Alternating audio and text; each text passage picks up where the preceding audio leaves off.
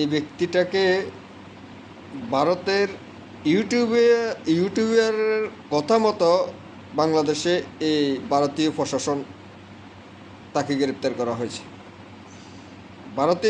ভারতের নির্দেশে, এবং কি এই ইউটিউবারের নির্দেশে, ভারতের ইউটিউবারের নির্দেশে এই সংবাদ প্রচার করার কারণে তাদেরকে গ্রেপ্তার করা হয়েছে। তারা উগ্রবাদী। আজকে আমি বলতে চাই খুব দ্রুত এদেরকে ছাড়াই দেব। ভারতীয় ঢাকা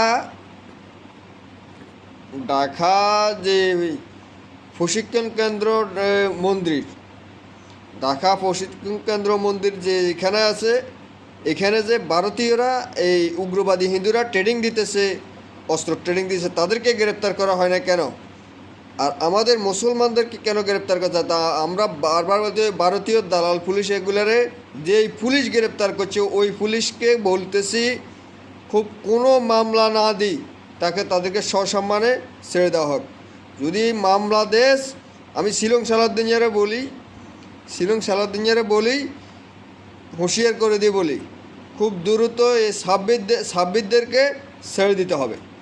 এই সাব্বিরদেরকে ছেড়ে দিই, পরবর্তীতে এই উগ্রবাদী যে ঢাকা প্রশিক্ষণ মন্দিরের মধ্যে যে উগ্রবাদীরা প্রশিক্ষণ দিতেছে সন্ত্রাসী অস্ত্রশস্ত্র সহ, তাদেরকে গ্রেপ্তার করতে হবে। তাদেরকে যদি গ্রেপ্তার করতে না হয়, এই প্রশাসন বাংলাদেশে আর রাখা হবে না। এই শিলং সালাউদ্দিনকে রাখা হবে না, প্রশাসনে রাখা হবে না। আমরা বারবার বলতেছি, আমাদের দেশ বাংলাদেশ মুসলমানের দেশ, মুসলমানরে উগ্রবাদী বানাবি, তোরা বাংলাদেশে হাসিনা যেরকম থাকতে পারে না, তোরাও থাকতে পারবি না। তোরা বিএনপির এই কয়েকটা নেতা, শিলং সালাউদ্দিন, ইকবাল মাহমুদ টুকু, এবং কি এই ফখরুল্লাহ আরও আছে, তোরা কোগা বার হয়েছে, তো ওই ভারতীয় দালাল আরও গা আছে। এগুলো তো একবার গণপিটানি দিতে চাইলে তো অন্তর্বর্তী সরকারের আমলে। তো এগুলা যারা আসত বাংলাদেশে, তোরা হিন্দুস্তান উগ্রবাদীদেরকে বাংলাদেশ বিক্রি করে দিতে তোরা প্ল্যান করতেছ। বাংলাদেশ কোনোভাবে বিক্রি করতে দেওয়া হবে না, হুঁশিয়ার করে দিতেছি। এখনও সময় আছে, এই সাব্বিরদেরকে ছেড়ে দেওয়া হোক।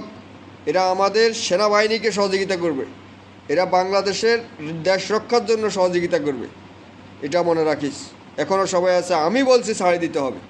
যদি না ছাড়িয়ে দিস, তো তোদের মতো তোকে বিএনপির এই সাইরাজগেদের নেতা আসত না, ভারতীয় দালাল, ভারতীয় পররাষ্ট্র মন্ত্রণালয়ে এক অজ্ঞা আসত মহিলা, আর শিলং সালাউদ্দিন, ফখরুল্লাহ, ইকবাল মাহমুদ টুকু, এরা তোরা যারা আসত, তোদেরকে বাংলাদেশে গণপিটানি দেওয়া হবে, এটা মনে রাখিস। তো প্রিয় দেশবাসী, ঐক্যবদ্ধ থাকি, এই সাব্বিরদেরকে মাঠে নামি সহযোগিতা করে এদেরকে ছাড়ার ব্যবস্থা করতে হবে, এটাই আপনাদের কাছে চাওয়া।